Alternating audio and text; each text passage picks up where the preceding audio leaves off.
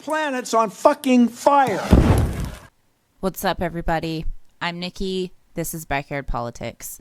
So when the news broke about this yesterday, I was on my way to the dentist, and I was really hoping that the Novocaine would have worn off in time for me to share this with you, but it didn't. So I didn't really want to come on camera with a half swollen face, so you're getting the video today. So let's dive into things. Proud Boys leader Enrique Tarrio was prolific informer for law enforcement. So I just have to say, duh. It says Enrique Tarrio, the leader of the Proud Boys extremist group, has a past as an informer for federal and local law enforcement, repeatedly working undercover for investigators after he was arrested in 2012, according to a former prosecutor and a transcript of a 2014 federal court proceeding obtained by Reuters. Goes on to say, in the Miami hearing, a federal prosecutor, a Federal Bureau of Investigation agent, and Tarrio's own lawyer described his undercover work and said he had helped authorities prosecute more than a dozen people in various cases involving drugs, gambling, and human smuggling.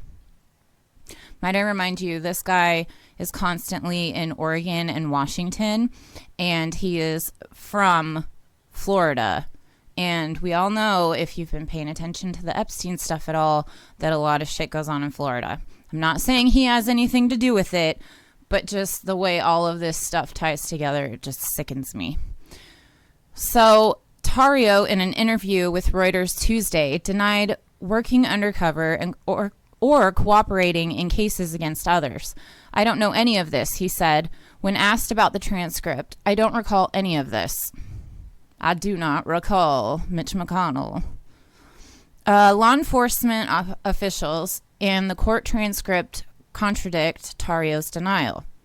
In a statement to Reuters, the former federal prosecutor in Tarrio's case, Vanessa Singh, Johannes, confirmed that he cooperated with local federal law enforcement to aid in the prosecution of those running other separate criminal enterprises, ranging from running marijuana grow houses in Miami to operating pharmaceutical fraud schemes.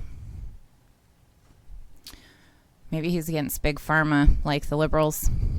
Tarrio, 36, is a high-profile figure who organizes and leads the right-wing Proud Boys in their confrontations with those they believe to be Antifa, short for anti-fascism, in an amorphous and often violent leftist movement. That's bullshit, and we all know that. Who's been doing all the violence?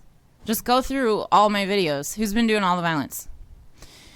The Proud Boys were involved in the deadly insurrection at the Capitol January 6th. The records uncovered by Reuters are startling because they show that a leader of the far-right group, now under intense scrutiny by law enforcement, was previously an active collaborator with criminal investigators.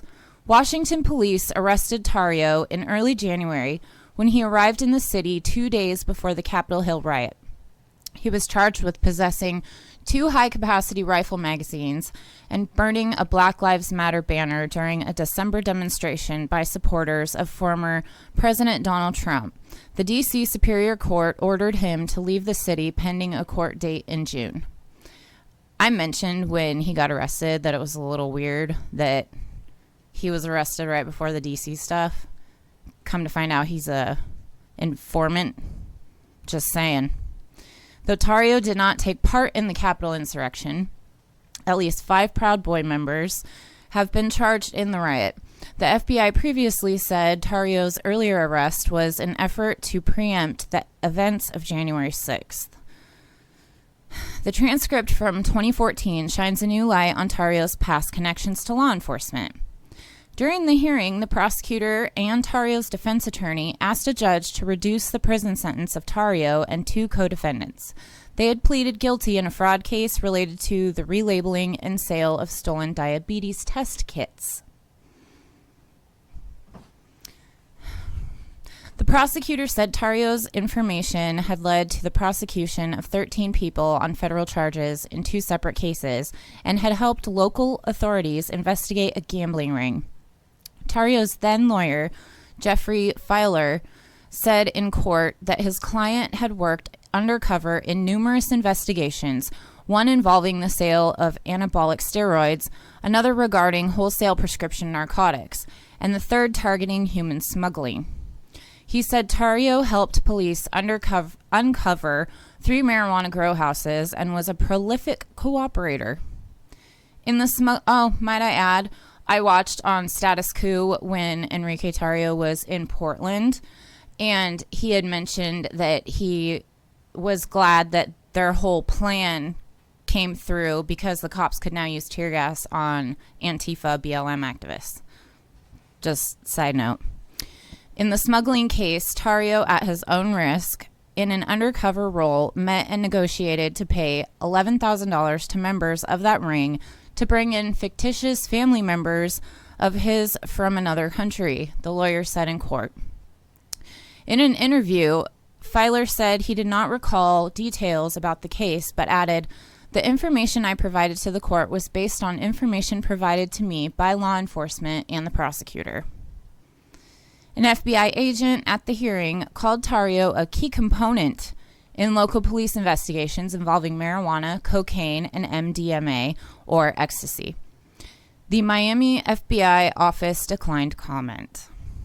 There is no evidence Tarrio has cooperated with authorities since then. In interviews with Reuters, however, he said that before rallies in various cities, he would let police departments know of the Proud Boys' plans. It is unclear if it was actually the case. He said he stopped this coordination after December 12th because the D.C. police had cracked down on the group. Tarrio on Tuesday acknowledged that his fraud sentence was reduced from 30 months to 16 months, but instead that leniency was provided only because he and his co-defendants helped investigators clear up questions about his own case. He said he never helped investigate others. Okay. That comment contrasts with statements made in court by the prosecutor, his lawyer, and the FBI. The judge in this case, Joan A. Leonard, said Tarrio, quote, provided substantial assistance in the investigation and prosecution of other persons involved in criminal conduct, end quote. As Trump supporters challenged the Republicans' election loss in often violent demonstrations, Tarrio stood out for his swagger as he led crowds of mostly white Proud Boys in a series of confrontations and street brawls in Washington, D.C., Portland, Oregon, and elsewhere. I would also add Washington State.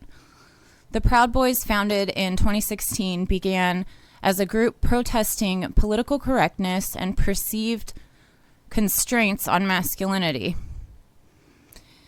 That's putting it lightly.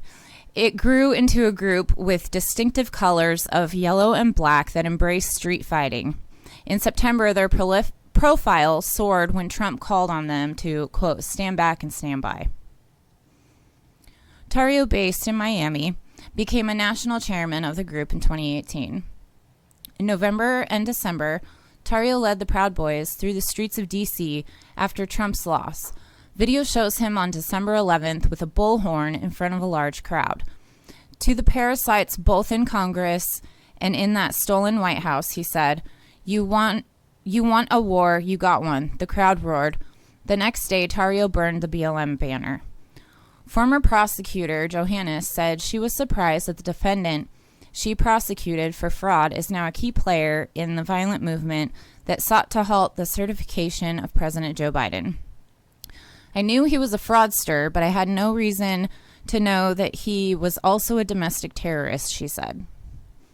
So, the reason I find this kind of funny is because, just read the headline, Proud Boys leader was prolific informer for law enforcement. No shit. I've been proving, and a lot of channels have, but mine in particular has been proving that they work with the cops all the time.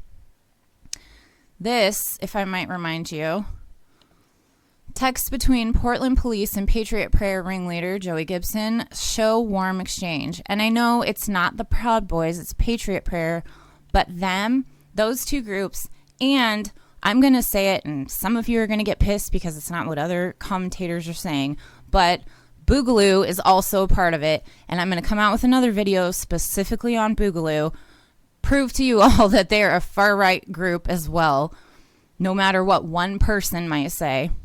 But this says, the texts show that Lieutenant Jeff Nia had a friendly rapport with far-right organizer Joey Gibson.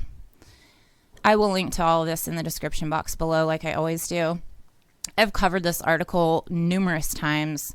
I encourage any of you that haven't seen my previous videos to go back and watch them, covering all the police brutality and these alt-right groups. Here is another example of something that I covered. This is the cops. Whoops.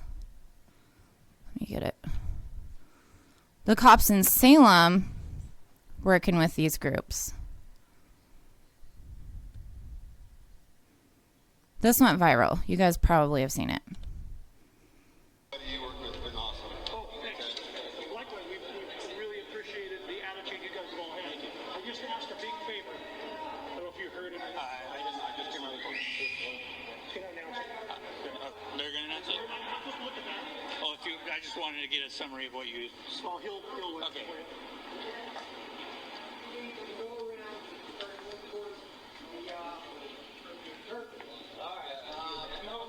They would like us for whatever year they got, but they want us to be off the streets.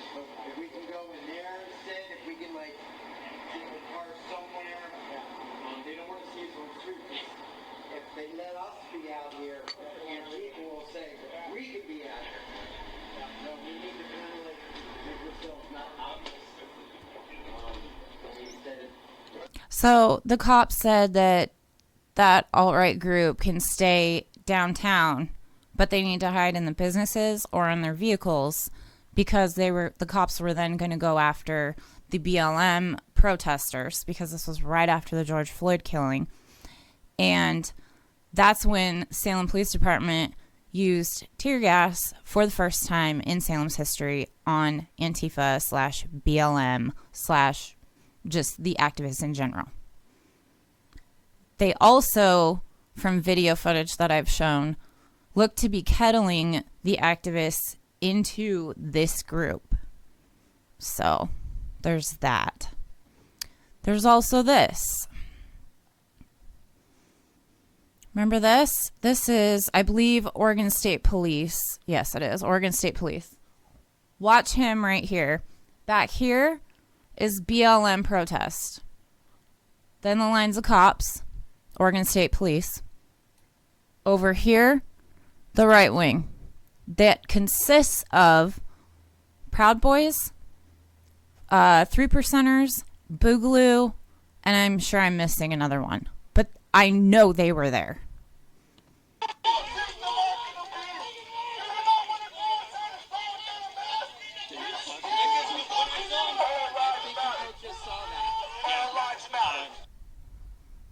Let's take it back again. Watch what the cop does. Flashes a 3% sign.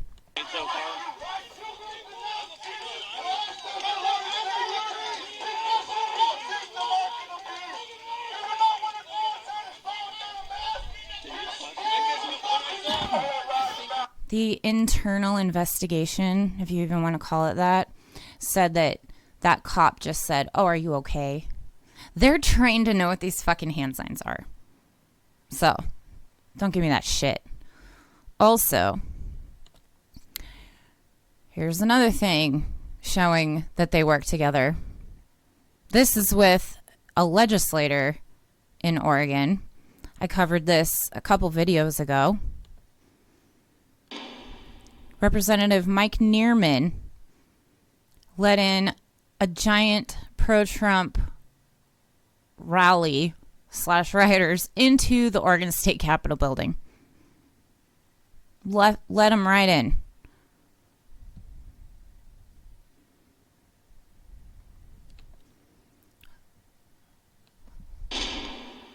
Watch.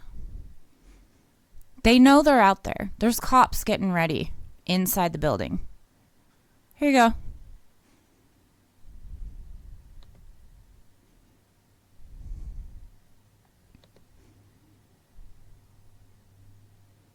It's not going to stop playing for me. We'll just move on. So if you want to say, well, maybe he just, hang on. Maybe he just let the door hang and he's old, whatever, whatever the excuse. No, that's not what happened. Tonight, showing the actions of an Oregon lawmaker who let rioters into the Capitol building in Salem. Welcome to Coin 6 News at 4 o'clock. I'm Dan Tilden. And I'm Elizabeth Din. With that, Oregon State Police are still investigating Representative Mike Nearman. The Republican from Independence has not apologized. So this new video from the Capitol answers questions about where he was going and how long he was gone. 4 days before Christmas, a crowd of right-wing protesters gathered outside a side door at the Capitol building in Salem. When they find they can't come in, the crowd disperses, with a few protesters standing watch. That's when you see Representative Mike Nearman, just before 8:30 a.m., open the door. That allows two men standing nearby to rush in and hold two doors open. The two then motion to others by waving their hands. Meanwhile, outside... Oh, really? Why you gotta load right now? Come on.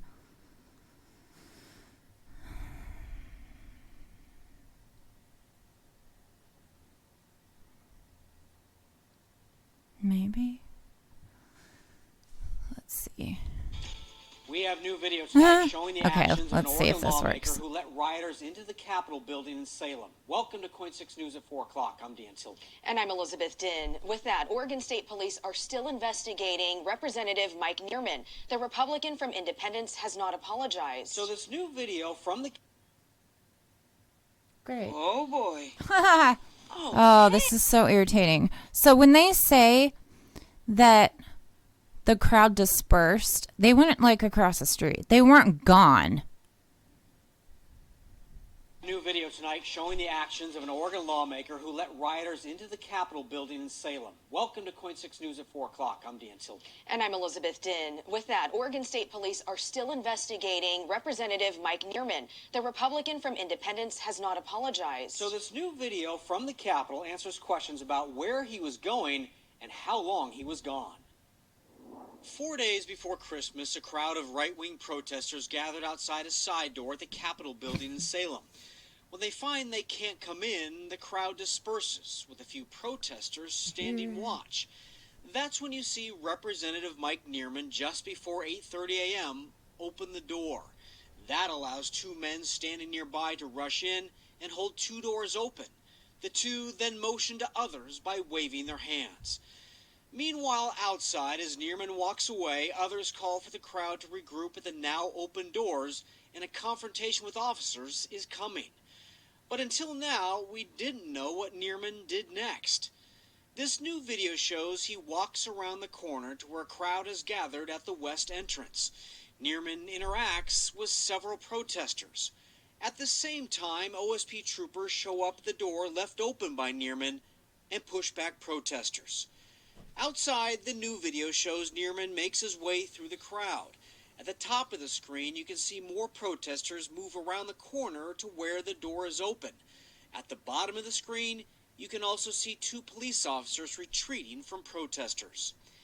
Back inside, tensions are growing as state troopers try to keep the Trump supporters out. Outside, you can see 2 minutes after Nearman opened the door, he walks west away from the Capitol out of view. By then, the protesters are flowing steadily towards the open door. Tensions grow as more and more people gather, demanding they have the right to be in the building while lawmakers are in session.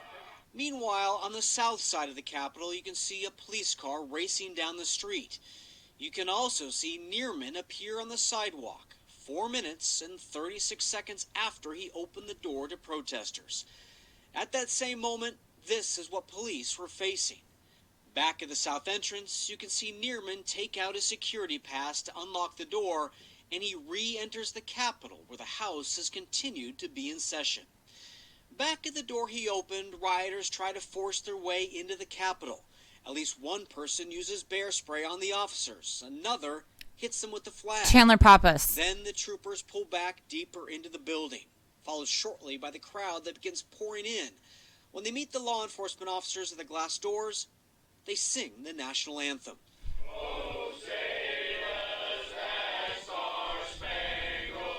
Then they begin to chant as this man, identified by state police as Chandler Pappas, breaks open the door before some kind of smoke is released, and police manage Some to kind of push smoke is protesters released? Oh back. my god. What great reporting it is. I tried again to reach out to Nearman today, and I have not heard back. You won't. So, yeah. I just don't even know what to say anymore. Shortly after this happened,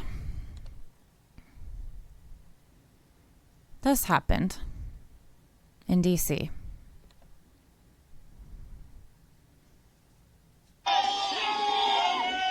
Police are squabbling with protesters. Oh, there we go.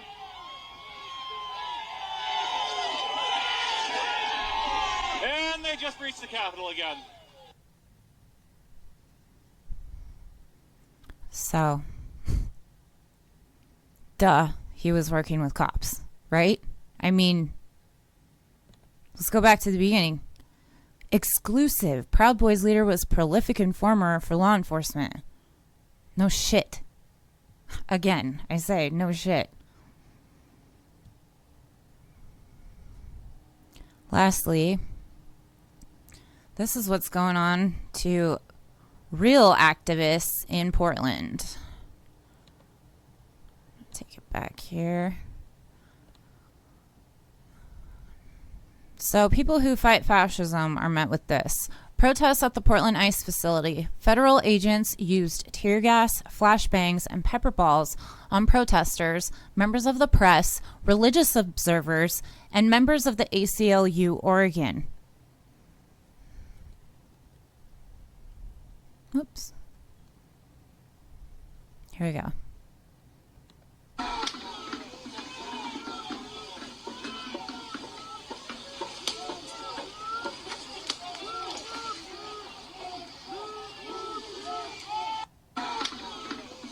That's what happens if you oppose fascism. This is what happens if you are a fascist.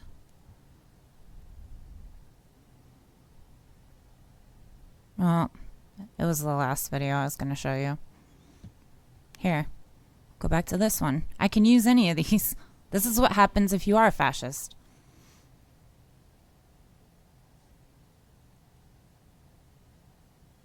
Here you go.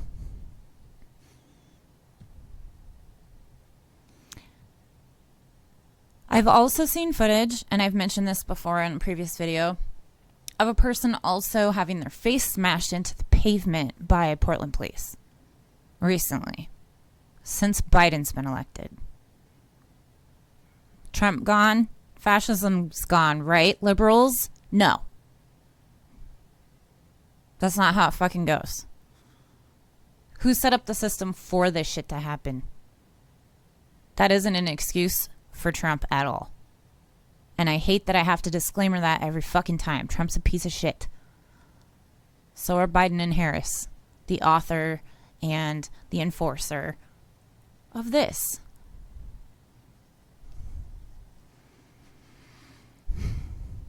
So while the actual anti-fascists are covering each other's asses and looking out for each other and being targeted by these dipshits,